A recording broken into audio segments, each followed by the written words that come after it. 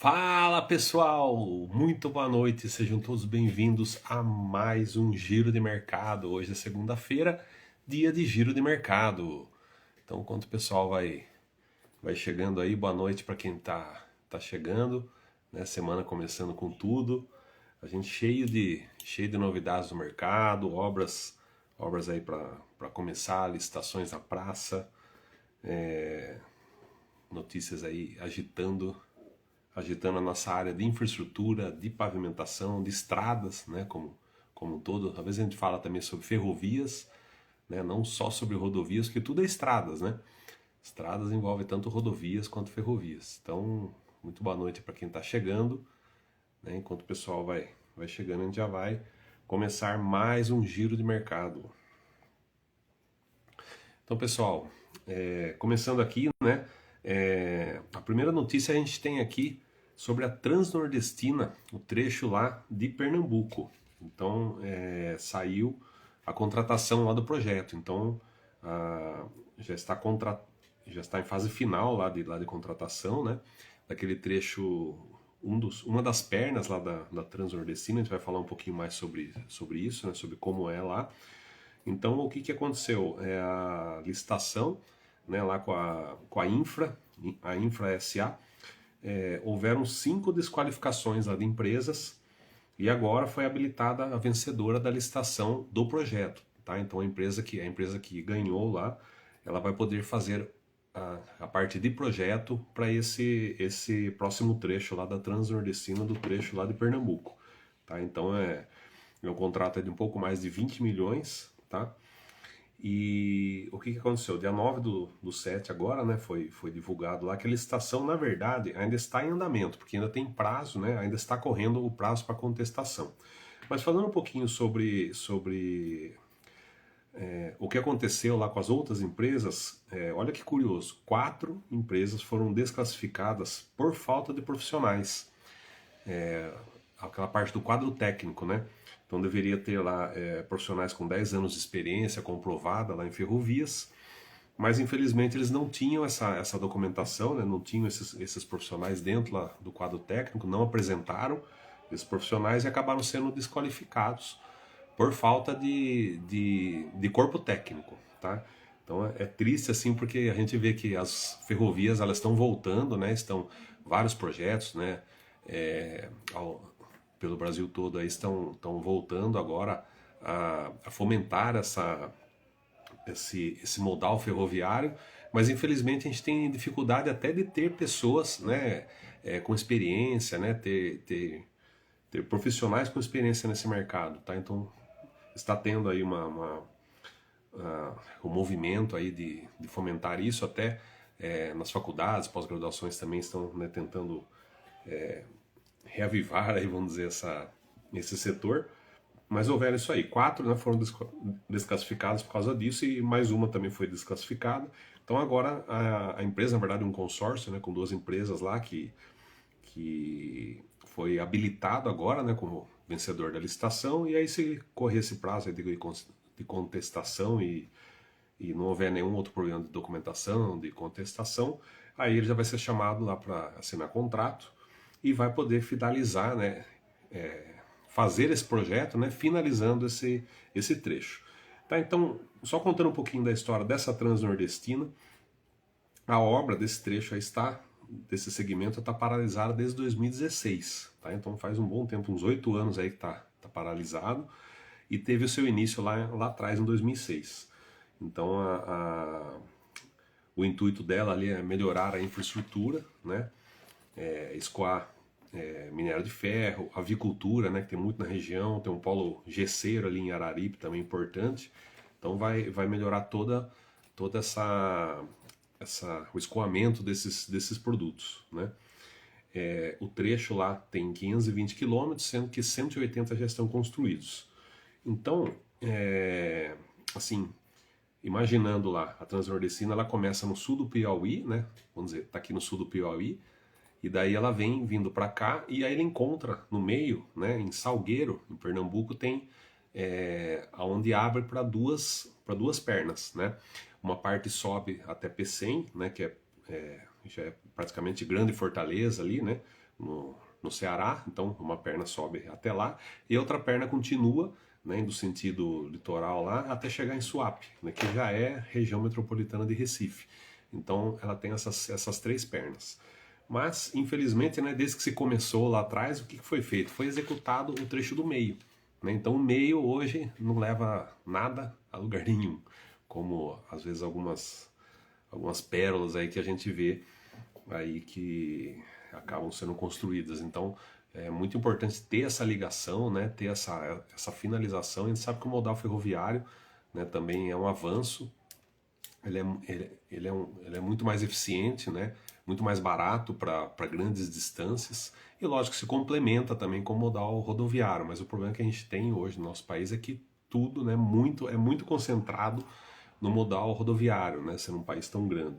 Então projetos como esse, né, são muito bem aceitos aí, estavam sendo muito esperados aí pela população, pelo mercado, né?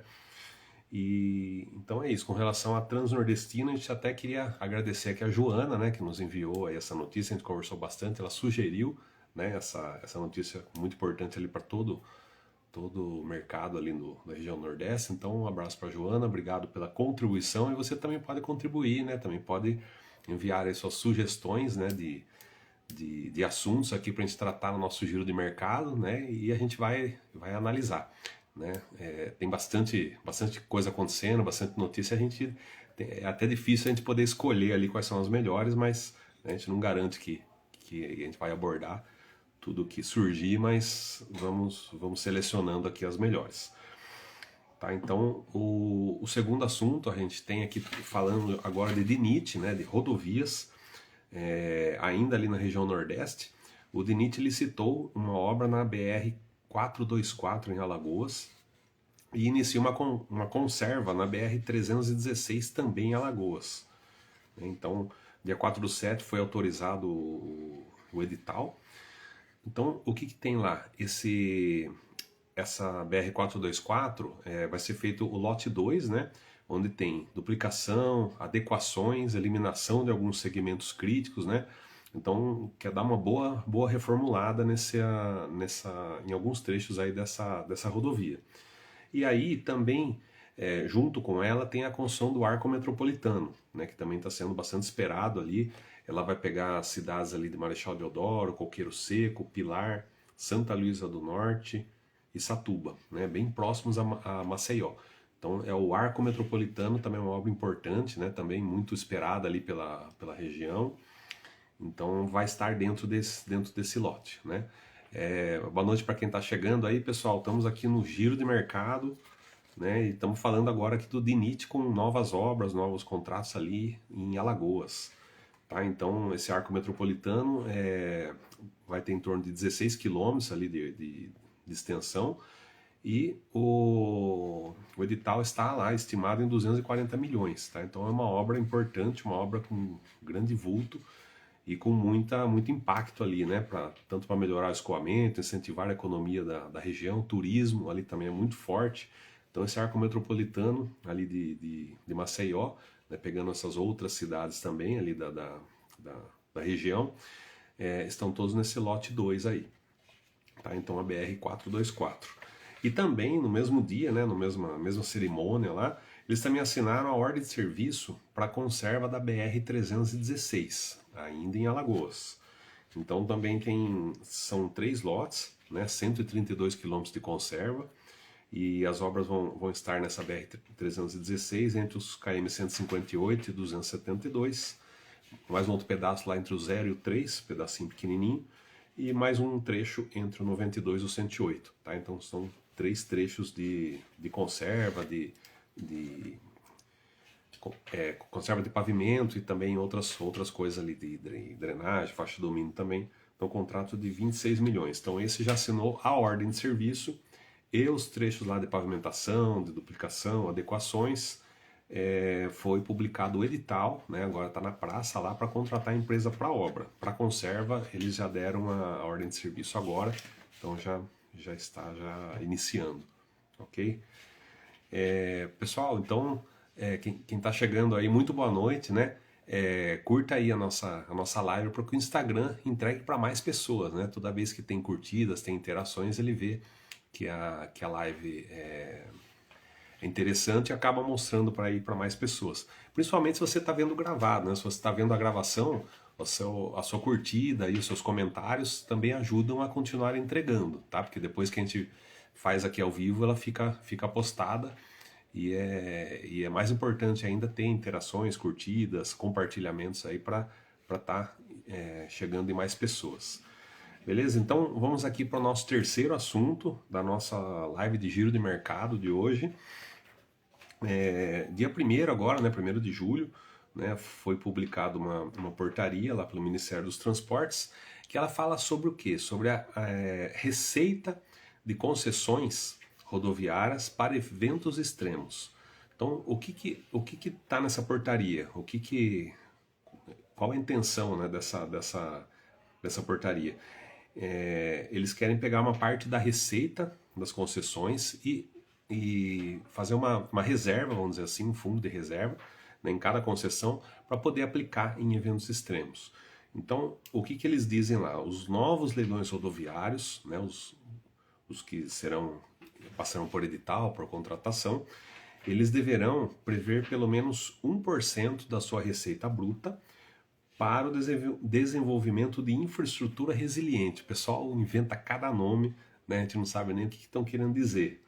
E essa infraestrutura resiliente que eles querem dizer, a gente pegou alguns trechos aqui das declarações lá.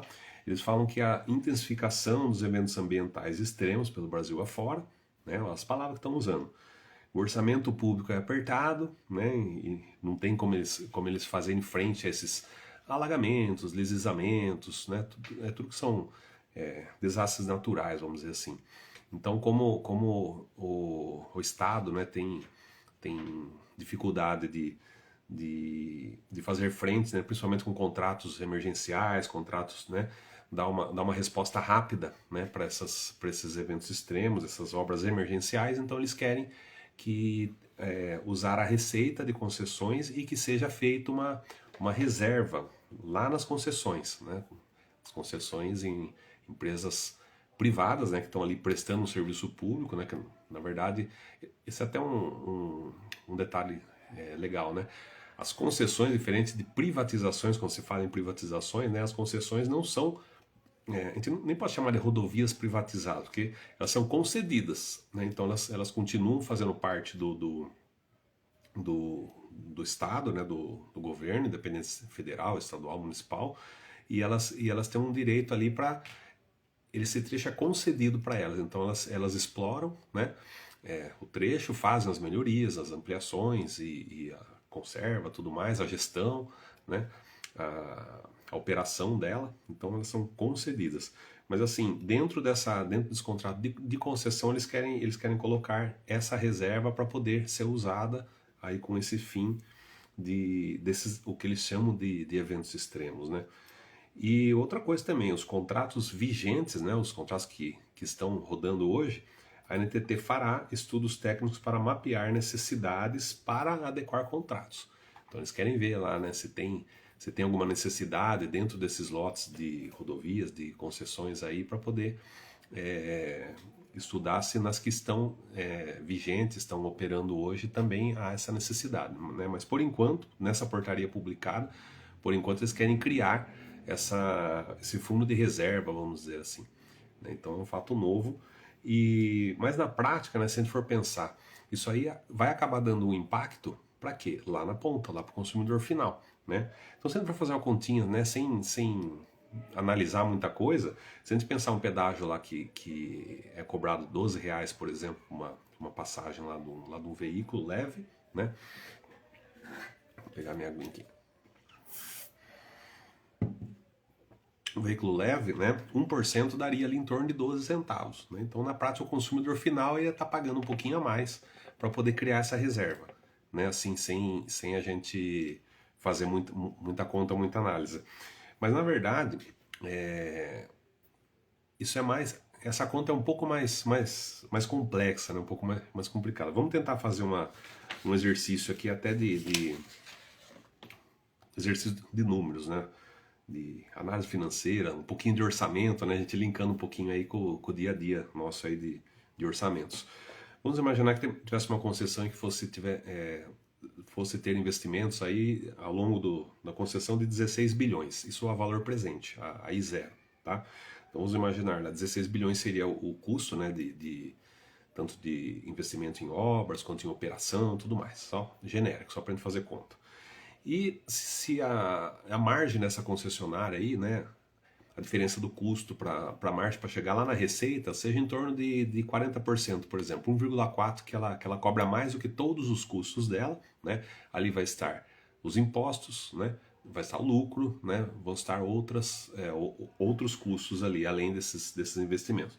Então, esses 16 bilhões vezes 1,4 viraria 22,4 bilhões, tá? Tudo a valor presente também. Então, se a gente for dividir, pegar esse valor final, essa receita estimada, vamos dizer assim, né, uma continha bem de padeiro, tá? A gente dividir isso por 30 anos, então a gente chegaria em 747 milhões por ano, né? 1% disso daria 7 milhões e meio, tá? Então, assim, fazendo uma conta bem simplificada aqui, seria um valor aí zero, né? Logicamente que isso vai crescendo, os custos vão aumentando, a receita vai aumentando, o custo vai aumentando também, é o que a gente vê no dia a dia aí né, quando a gente faz orçamentos, executa obras, né? Então daria 7 milhões e meio. Mas assim, ninguém, né, faria uma reserva dessa de graça, né? Sem ter um custo esse dinheiro, né? Esse recurso, né? Todo recurso custa. Todo recurso custa para ele ficar dentro do contrato. Então, antes até de pensar, imaginar ali o impacto que ele teria dentro do contrato, imaginando se a gente estivesse fazendo um orçamento aqui, porque quando faz entra uma concorrência de tal de concessão, você faz um orçamento também, né? Não é simples igual uma obra, é muito mais complexo, né? É um pouco diferente, mas no fim do dia, né? No fim da conta, é um orçamento. Hoje, como é que essas empresas captam, né? Se a gente for dar uma olhada bem por cima, fazer uma média, por exemplo, de debêntures aí que as concessionárias colocam no mercado para captar dinheiro, a gente vê, por exemplo, uma média aí de IPCA mais 8, tá? Então tem uma média meio baixa, né? Tem algumas com custos bem mais altos, né? A gente viu recentemente debêntures lá do Rodoanel, que foi retomada, já era um custo bem mais alto que esse, mas vamos pôr por baixo o IPCA mais 8. Então, IPCA, né, se a gente for considerar entre 5% e 6% aí, mais ou menos pela média, o esperado aí, vamos por 5, jogar baixo. 5 mais esse cupom de 8, né, a gente teria 5 mais 8, daria 13%. Ou seja, o custo desse dinheiro, né, o custo de captação desse dinheiro para ele estar lá, né, porque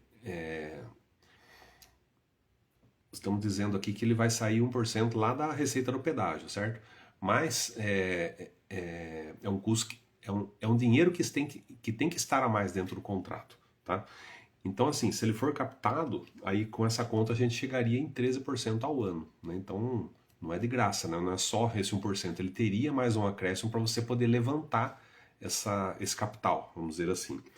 E a gente, fazendo uma outra comparação também, a gente até divulgou aqui em algumas das lives, né, do Giro de Mercado, alguns dias para trás, algumas semanas para trás, a gente colocou lá que a CCR estava captando debêntures lá também para as obras lá da Dutra, né, da região lá da Dutra, e naquela ocasião essas debêntures eram em torno lá de CDI, né, mais 0,75. Então CDI hoje ela está 10,4, né, que é um pouquinho mais baixo que a Selic, né, sempre 0,1 abaixo da Selic, e mais esses 0,75, né, de prêmio em cima. Então já daria hoje, né, com a Selic de hoje, daria 11,15. Então, assim, nada é de graça, né? O custo do dinheiro ele tem que ser computado. E assim, isso fatalmente vai acabar gerando um aumento de custos, né, para poder criar essa reserva, né, que vai ser necessário essa reserva, e vai impactar lá na ponta em aumento de tarifa, né? Então é louvável o fim, né, mas nem sempre os fins justificam os meios, né? Mas é fato de que isso vai encarecer a tarifa até para criar toda essa estrutura, tá? E fazendo também mais uma analogia aí também com o orçamento, né? Não sei quem está mais familiarizado aí, por exemplo, com o BDI lá do DINIT, né? Que a gente usa lá nas obras de DINIT, que sempre é feito a revisão lá da sua, do seu BDI referencial lá para usar lá nos orçamentos. A gente tem uma parcela desse BDI, né, dentro das várias lá que tem, a gente tem as despesas financeiras, que é o que? O custo de oportunidade, né? Então é o custo, vamos dizer assim, ele está remunerando o dinheiro que está parado dentro do contrato, tá? Dentro do BDI nosso lá da nossa obra, tá? Eu estou fazendo uma analogia aqui para essa mesma situação. Então hoje, se você pegar, né, a gente falou em Selic de 10,5 que a gente está hoje, esse custo de oportunidade, essa despesa financeira que o DINIT chama, ela está em 0,79 do preço de venda, né? Então, só esse dinheiro estar parado lá e não estar sendo aplicado numa obra, aplicado no fim que a empresa trabalha, né? Se for uma indústria, ela vai estar produzindo o que ela produz lá e tendo a rentabilidade dela, né? Se fosse o agronegócio, ela ia estar plantando, né, colhendo, vendendo e ia estar tendo o lucro dela lá, o lucro dele. Mas então esse dinheiro fica parado, então ele tem essa despesa financeira, né, que é o custo de oportunidade, rentabilizar esse dinheiro parado.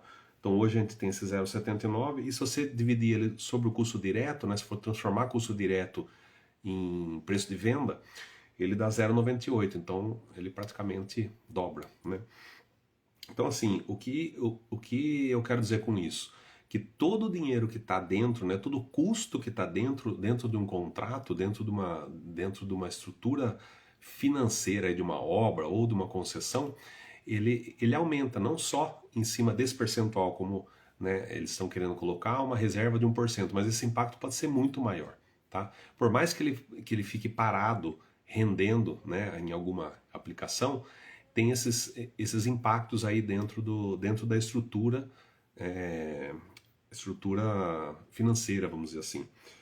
Então, é igual nas obras, né? A gente tem administração, a gente tem lucro, a gente tem os indiretos, que tudo incide sobre todo o custo que está lá, inclusive lucro, né? Tem que ser remunerado dentro dessa estrutura de custos até o lucro que a empresa vai ter com o custo que ela está tendo. Então, o que para o Estado vai ser uma reserva, para a concessionária vai ser um custo. E esse custo vira preço de venda, né? Impacta no preço de venda.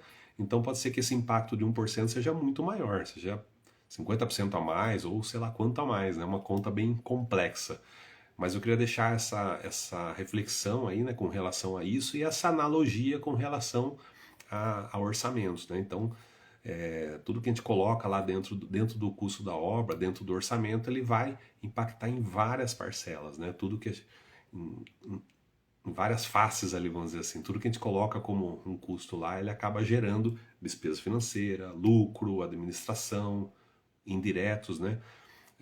Várias parcelas dentro de cada valor, de cada custo que está lá dentro dos orçamentos aí das nossas obras. Tá ok, pessoal?